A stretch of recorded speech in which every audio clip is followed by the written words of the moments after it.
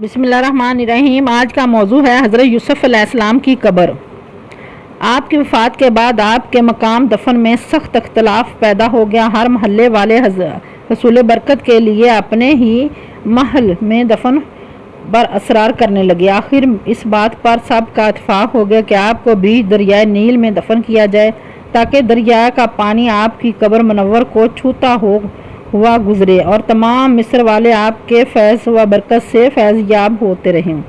چنانچہ آپ کو سنگ مرمر کے صندوق میں رکھ کر دریائے نیل کے بیچ میں دفن کیا گیا، یہاں تک کہ 400 برس کے بعد حضرت موسیٰ علیہ السلام نے آپ کے تابوت شریف کو دریا سے نکال کر آپ کے آباء و اجداد کی قبروں کے پاس ملک شام میں دفن فرمایا۔